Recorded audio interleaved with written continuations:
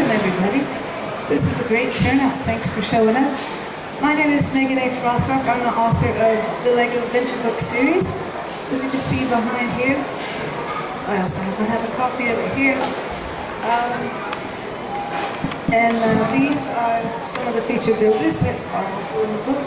We have Barney Main from the UK, Carl Greatrix from the UK, R.J. Hasedal from Norway, Yvonne Doyle from the UK, and there's another one running around somewhere called Peter Reed, but he might show up. We'll see.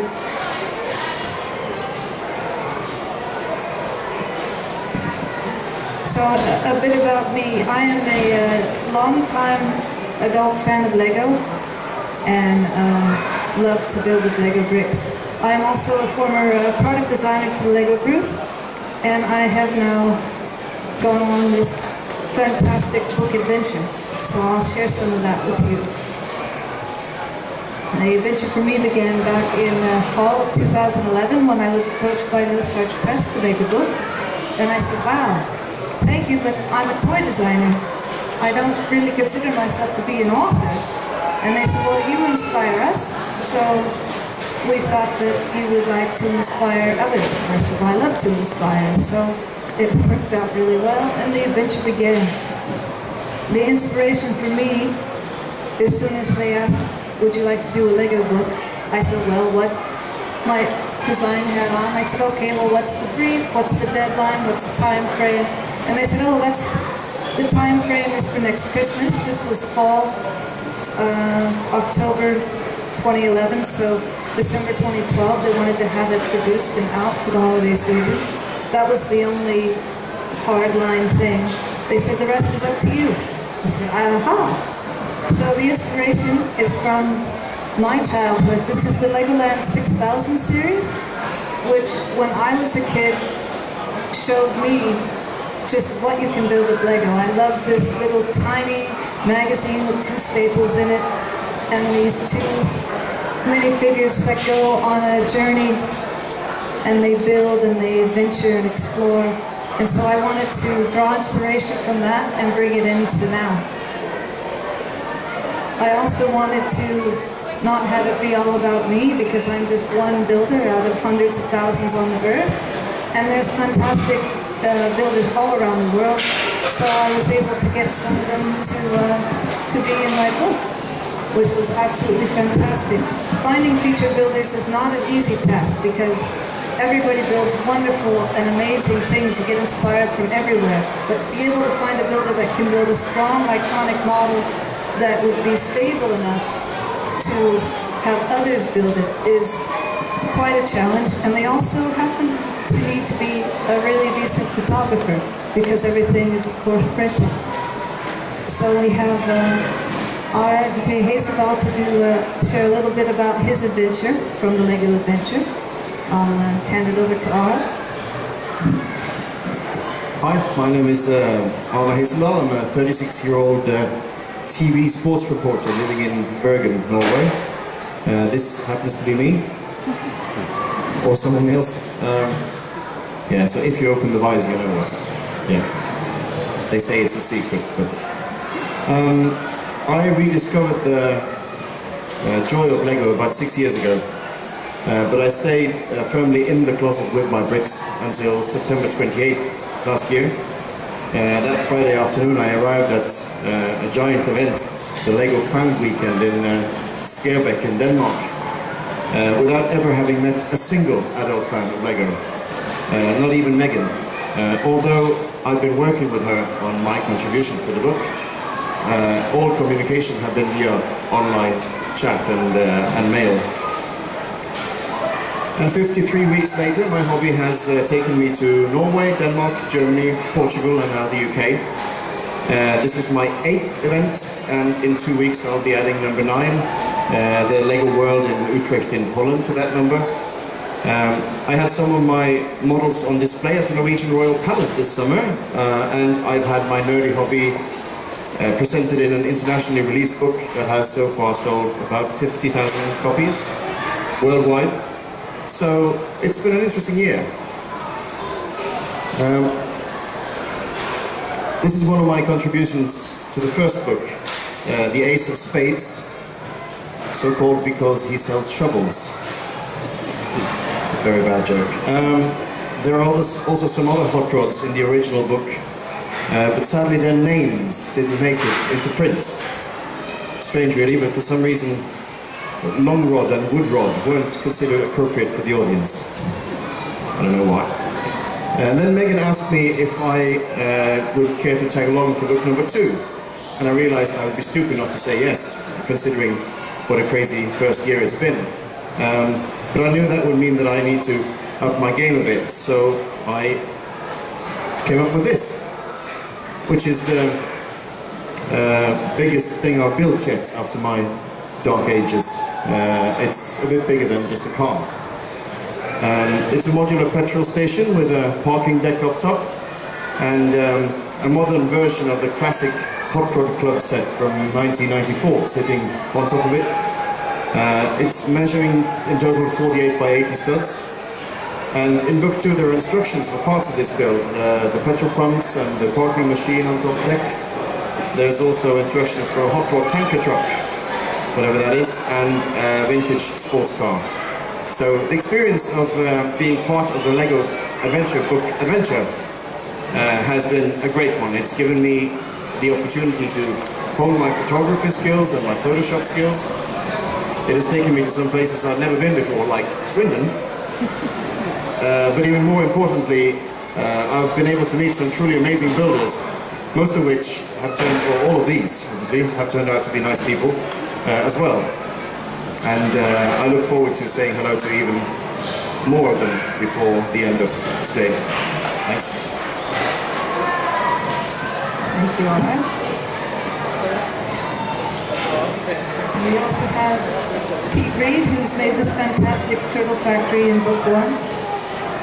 I've known Pete for quite a few years now. From the moment I saw his lovely battle turtles, I have wanted to build them myself, so I was quite excited that he wanted to put them in my book. There's another shot of the turtle factory there.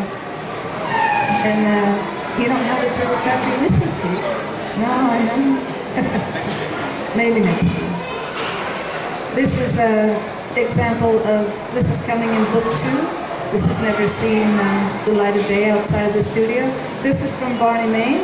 This fantastic Pirate Island Castaway Cove, which starts out a bit ramshackly in destruction, but that's to do with the plot. And it actually looks like this. You can build the pirate shack and the palm tree and the crane and most of the small assets you see on the island. And we have it on display at the LEGO Adventure Book table in the main hall off to the left-hand side. So you can come by and check it out. And Barney has also some fantastic castle things in the giant castle display. Really nice stuff. So what is the LEGO Adventure Book all about? One moment as I refer to some notes. It is all about what you can build with LEGO and the joy of building with LEGO and the endless possibilities. It's just all it takes is an idea, your imagination, and then you're away. There's building tips and tricks, and there's a design journal in there, a building journal, which is Meg's perspective on how she sees other builders' models, and that's where the meat and bones of the approach to model design come in. The design process is always an adventure, whether you're doing product design or, in this case, book design. This is from Aaron Andrews, which is one of my feature builders from Australia. He sent me this photograph of his lovely medieval village. So this is raw and unprocessed, and this is after I have spent some time in Photoshop and with some jiggery-pokery and making things much more brighter, knocking out the background. And so if you look at any of the pictures in the book, pretty much every image has had a similar process done to it. So it's a labor of love, but it's brilliant. I was so excited to be able to get these images, and they were strong enough that I could take them further and bring them bright out into the book. This is from John Hall, who's from the UK. He's got the phoenix that's on the table as well. So an example of taking the raw image and then taking it and incorporating it into a building breakdown so I can communicate to you guys how to build it. So it came like this, and then I had to pull it into a call out and add some directional graphics to make sure the building process goes smooth. And then there's Craig's coffee shop in the corner, and an example of the final instructions. He's also from the UK, but he's not here. So we have, coming in November, the second Lego Adventure book. And we have a new Megs. She's got brand new gear. You might see it might look kind of similar to what I have on here. Very excited about the new outfit. And a new traveling Transportalux, which now has legs. There we are. And with the second book comes the Destructor. This is the baddie. He is all about destroying Lego models. He doesn't like to build, he likes to destroy. Here he is with his little robot henchman called the Bad Box. This is an example of a character sheet. Again, part of the process that I do, because I like to have, my background is animation and design as well, so I'm always thinking about different expressions and ways to communicate Megs graphically in fun and exciting ways through the book. This is the Guzzler that I was talking about earlier. This is the hot rod diesel fuel truck. And this is an example of the spread coming in book 2 from his chapter. This is a builder from America, Tyler Clyties, and this crazy machine of post-apocalypticness is called the Slush Puppy. So there's all sorts of new themes and new things to build. The second book has over 40 different model breakdowns to it. This is from Yvonne. There's Yvonne. She's feeling a bit poorly today, so would you like to see it? I have a bit of a cold, so if I talk strangely, that's fine. I've had Lego for nearly 40 years, and I've met a lot of wonderful friends through the hobby. And I have also travelled to lots of Lego shows. I've been to Holland, I've been to America, and I've been all around the UK. And I met my fiancé Pete at a Lego event in Scotland, in Glasgow. So I've really enjoyed that. And I think I met Megan in Holland and also in Denmark as well. So Megan invited me to be part of book 2, and Pete was part of book 1.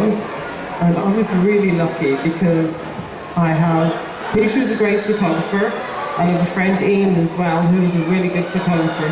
So I didn't have to worry about the photography, I just played with the Lego.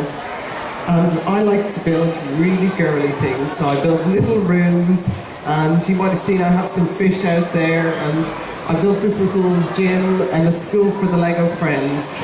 So my gym has a little model which is a treadmill, so little running machine, and that was the start of the gym. I didn't build the building, I didn't build the rooms, I started with a little treadmill. So in the book there's a breakdown of how to build a little Lego treadmill that you can put your little minifig on and you can run.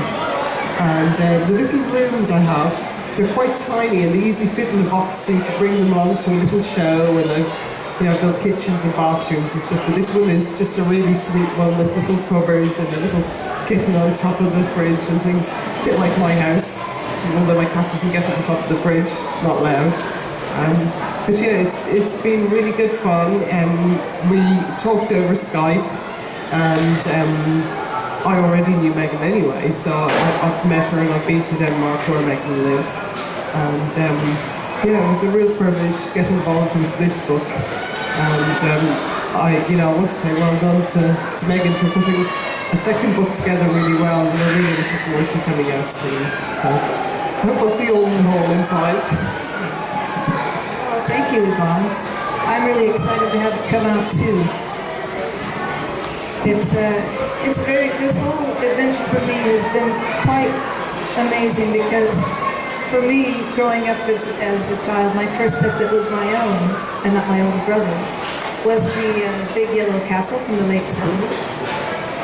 And it turns out that the universe works in odd ways. Many, many years later, I'm living in what I like to call Brick Town, but it's actually Billund in Denmark, where Lego is still designed and produced. All the design development happens in this tiny village next to the original Legoland.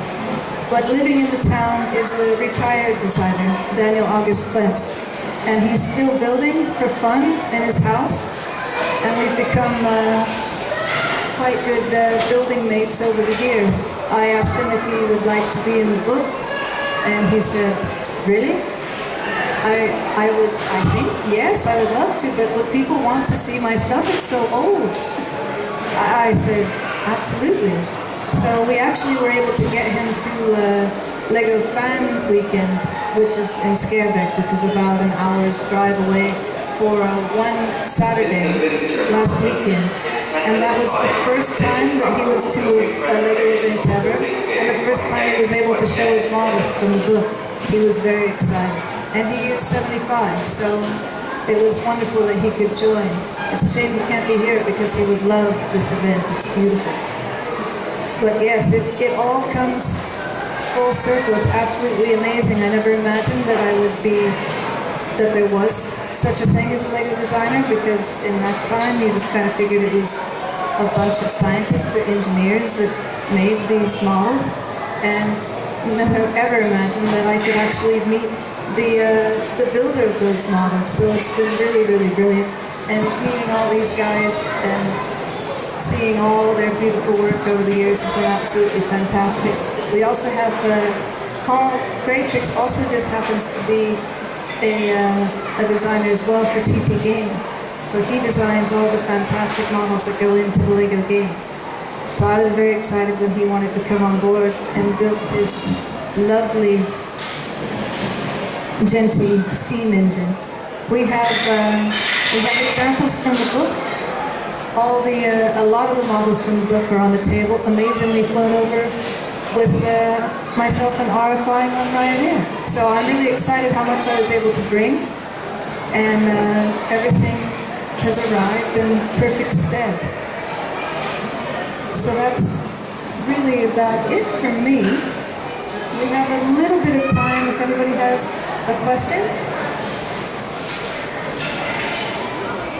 No? Okay. All right, well, thanks again for coming out. We're here till the end of the event at the table, so myself and Ara are pretty much there all the time. And then if you do want to get a book and get it signed, I'm sure you can find these guys at their tables and they'll sign for you too. So thank you very much and enjoy the rest of the show.